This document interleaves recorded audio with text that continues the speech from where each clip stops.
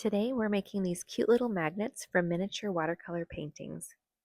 And I did use a die cut for these three to get the scalloped edges, but flat edges or rounded ones work perfectly fine too. Okay, so we're going to need some watercolor paper, of course.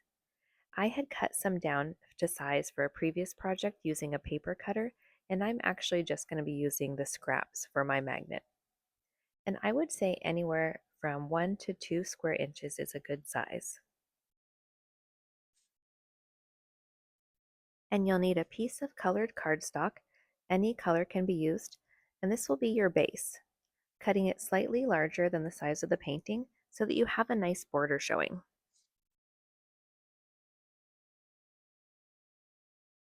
And I've also been using this handy little corner snippet guy that rounds off the corners, so I do like to use it sometimes. It's not totally necessary, but I like to play around with different shapes and styles.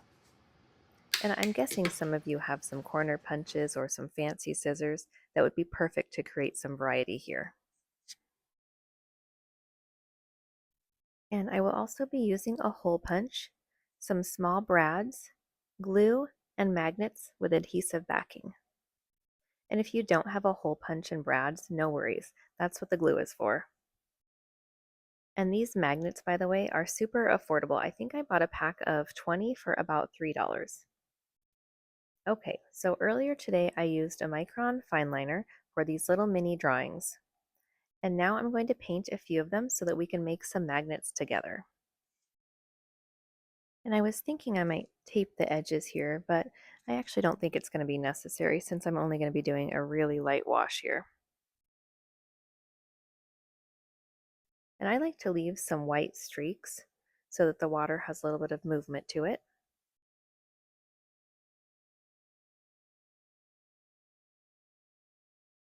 Okay, and now working in the sky, I think I'm going to go with a pale pink sky with just a little touch of orange. So these boats here are going to be sailing into the sunset. And now that I think of it, I guess I could have thrown some of that pink and orange into my water for the reflection, but I think it's a little bit too late for that now. I might wind up with some colors that I'm not going for. But that's okay, I still like it. And now we're going to be moving on to the octopus, and I'm going with pink and red for this little guy. This is such a fun subject to draw because you get to overlap the arms and have them all reaching out in different directions, twisting and twirling. I know it's kind of tough to see on camera, but I've done some light stippling on the bottom of the limbs, plus a little extra on the ones that are behind the others. And I know the sun might not be casting shadows on our little ocean dweller, but I still think it adds depth, so I'm okay with that, whether it's actually realistic or far from it. And just a little bit of blue, but I'm really not concerned with filling in every gap, just enough so that we can tell he's swimming around in the water.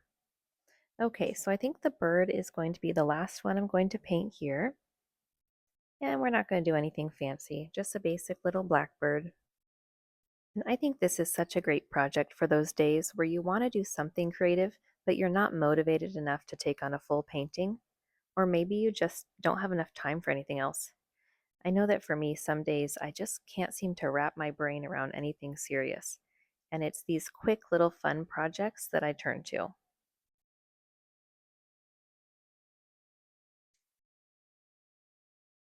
And now that my mini paintings are dry, let's get into the assembly. I'm starting out with the octopus, and I'm applying glue to this one, no brads. And it really shouldn't take much, just a little around the edges and some in the middle. I don't even know where I got this glue stick, by the way. Usually I use just clear Elmer's glue, but I found this in my craft cabinet, so I grabbed it. All right, I have that octopus centered on there, and I'm going to give it a good smush. At this point, I could throw it under some heavy books while it dries, but I'm just going to smush it for now. Okay, and let's grab one of those magnets.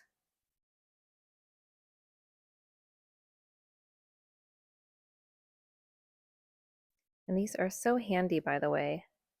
Just peel them off and they're ready to stick.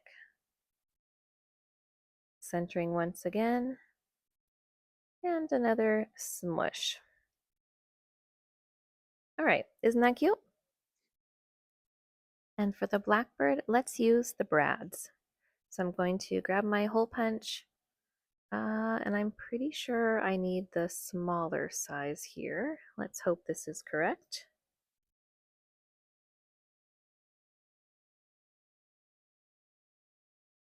And do you guys happen to notice my nail polish? I have this like purpley pink shimmery glitter nail polish on. Kind of fun. I haven't painted my nails in a while. Okay, and that was a perfect fit, so great. I'm going to go ahead and continue with the other three. I know I could probably mark these if I really wanted to be accurate, but I'm just going to eyeball it. These are just staying at my house anyways. I won't be giving them away, so it's okay if they're not perfect. All right, looks pretty good. And if you've noticed that teapot in the background, I did go ahead and paint it while I was waiting for the other ones to dry. But I am not really happy with the colors. You know, it's funny how much colors can really make a big difference. I feel like if I would have gone with maybe white and blue, it would have been much better. So I don't think that one's going to be turned into a magnet today. Let's go ahead and move on to this little sailboat scene. And you know, my refrigerator actually is not magnetic, so unfortunately I can't display any of these little cuties in my kitchen. But luckily I do have a metal craft shelf in my office, and there's quite a bit of room on there, so I think I'll be able to display the whole bunch, a couple on each shelf.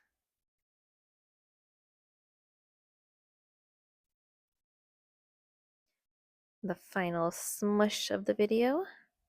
All right, now let's take a look at all of the finished magnets.